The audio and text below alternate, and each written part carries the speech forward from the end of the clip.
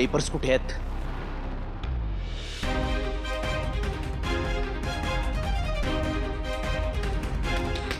माझ्या तोंडाकडे काय बघताय? काय विचारतोय मी? पेपर्स कुठे आहेत? संतोष, पेपर नाही आहेत, गाळ झाले. हं? हो, गायब आहेत. आणि एक सांगू, आजपर्यंत या घरात जेव्हाही कधी अफरातफर झाली आहे ना, त्यामागचं कारण तूच आहेस. काय म्हणालीस तू? पेपर्स गायब झालेत? म्हणजे असं कसं झालं? आणि तुम्हाला वाटतंय ते मी घेतलेत?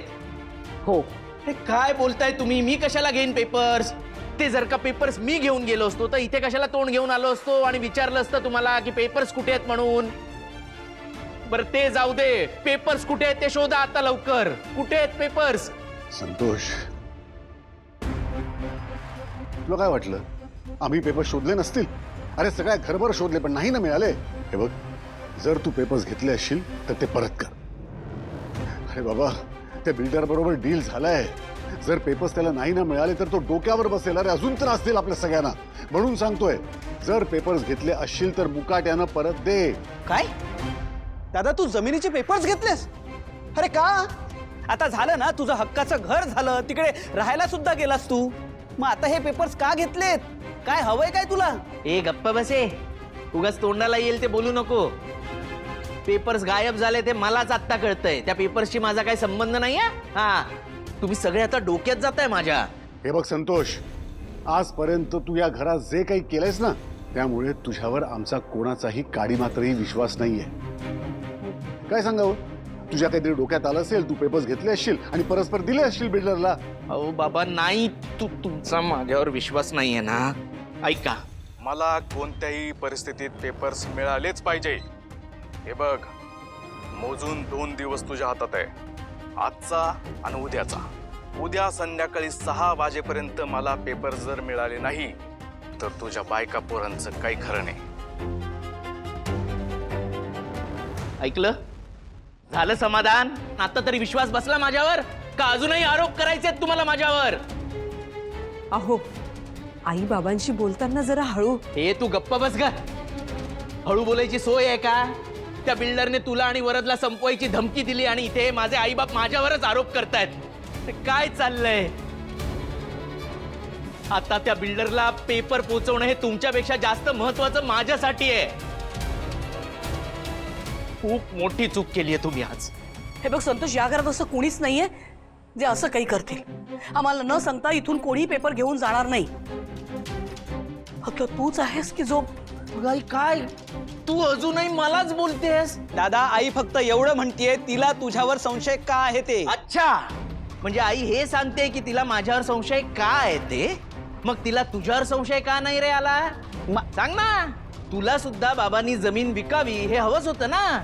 जमीन विकून त्या बदल्यात घर किंवा पैसे मिळतील हे तुलाही हवंच होतं. तेच बोलणार होतो, म्हणून तर आपण बाबांना जमीन विकायला लावूया असं म्हटलं होतं ना? सांग सांग सांग.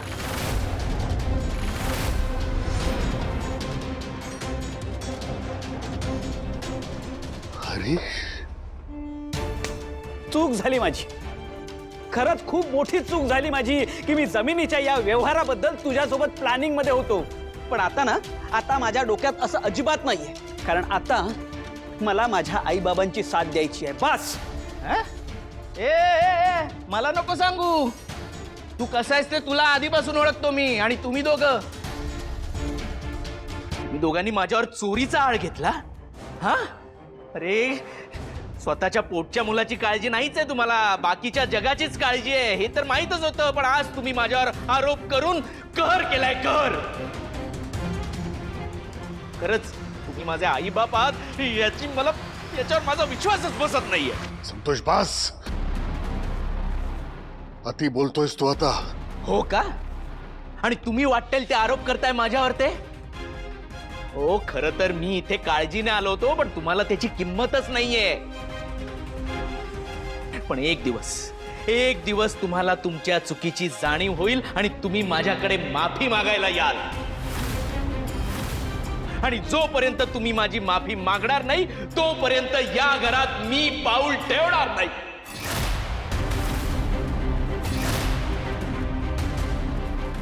संतोष,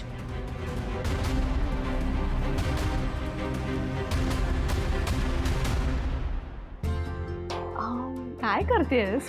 आपण ना हे फोटो भिंतीवर लावूया बाळांबरोबर. चालेल. कसं लावूया? हा तिकडे लावू. अगं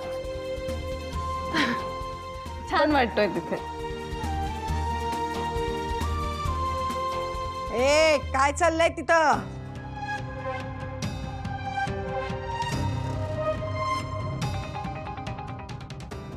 हे काय आहे सगळं? आई भावनासाठी पौष्टिक खाऊ आणला होता. आता तिला हे सगळं खाण्याची गरज आहे ना, म्हणून. आपण मूल पाडायचं ठरवले म्हटल्यानंतर हे सगळं करायची गरज आहे काय?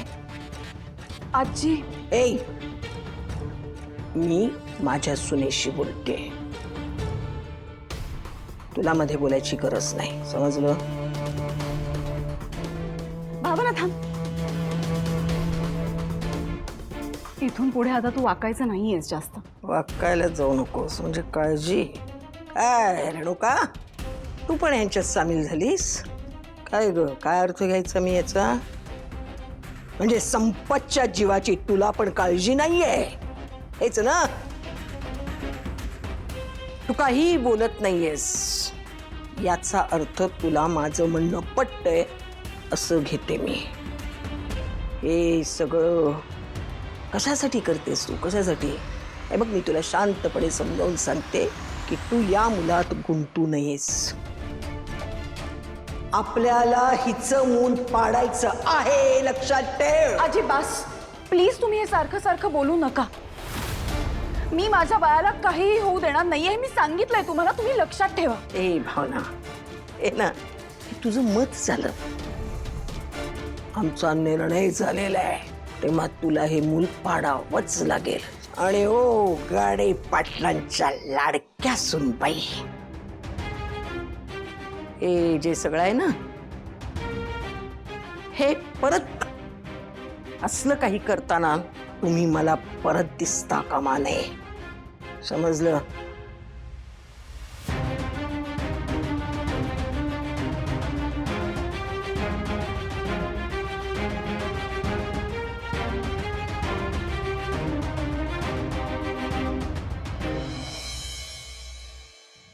एवढं तिरसटायला काय झालं? काय चुकलं आईबाबांचं? घरात असं काही घडलं तर तुमच्यावर संशय येणं स्वाभाविक नाहीये का?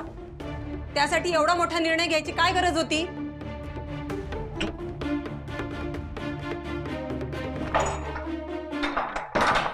तू माझं डोकं फिरवू नकोस, कळलं ना?